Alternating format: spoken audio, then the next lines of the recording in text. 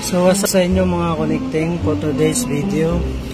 Magwi-windload bracket tayo mga connecting. Ito yung windload bracket mga connecting. Yun, windload bracket. Aluminum and steel bracket windload.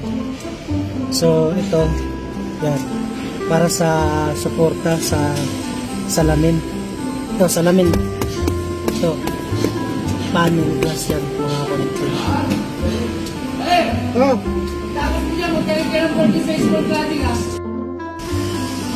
So what's up sa inyo mga connecting, for today's video, mag-windload bracket tayo mga connecting. Yun, ito yung windload bracket mga connecting, steel tsaka aluminum.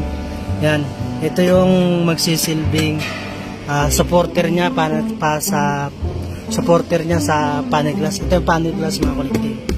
Ito dalawa. Yan. Ito yung baga supporter nila para in case of yan mga connecting. So madali lang naman itong mga connecting na nakapagbutas na rin, nakapag yan, may pasok na rin na-install na rin yung window bracket.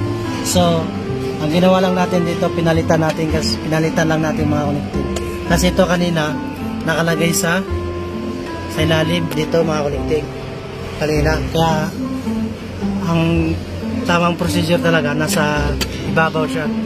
Yan, ganyan ang pwesto niya mga connecting.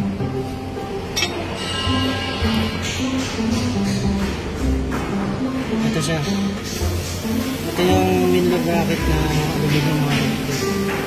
Ganyan yan, sa loob siya, sa loob, hindi dito sa labas, hindi dito. Kanina kasi nasa labas, hindi ko nga na-videoan, kaya nilipat ko dito sa loob. Yan ang tama mga connecting. Tapos yan, serrated washer. Tapos lahat, ang kulang lang nito, nagpakuha ko pa, kulang siya ng washer mga connecting. Dapat may washer to. Washer yan kabilaan. Tapos nut. Tapos yan steel washer. Yan ang tamang procedure mga connecting. Ito dapat may to, steel washer, no? Pero papakuha tayo mamaya. Pero okay na yun siguro yan mga connecting. Antay lang natin yung bolt dito para dito.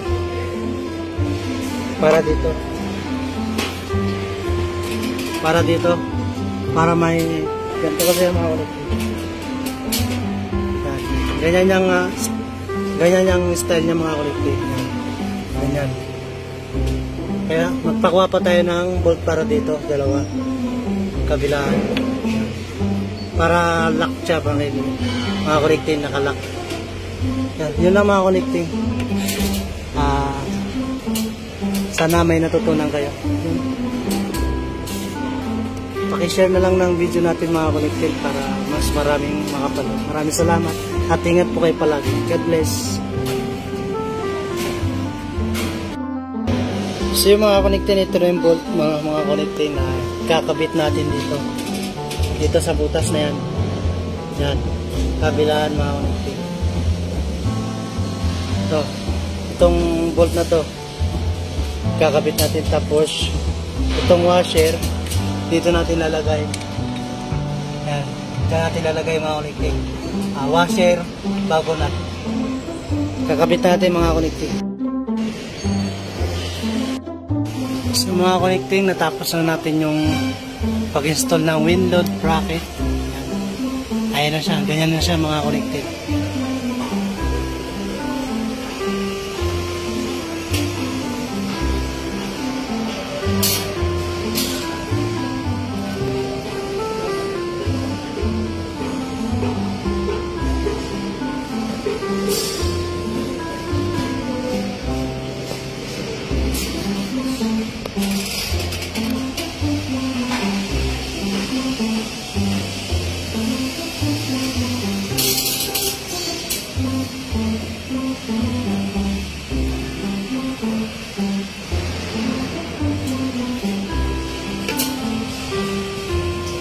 So yun lang mga connecting. Pakishare na lang yung video natin para maraming makapanood mga connecting. Maraming salamat at God bless po sa inyo lahat. Sa ulitin po sa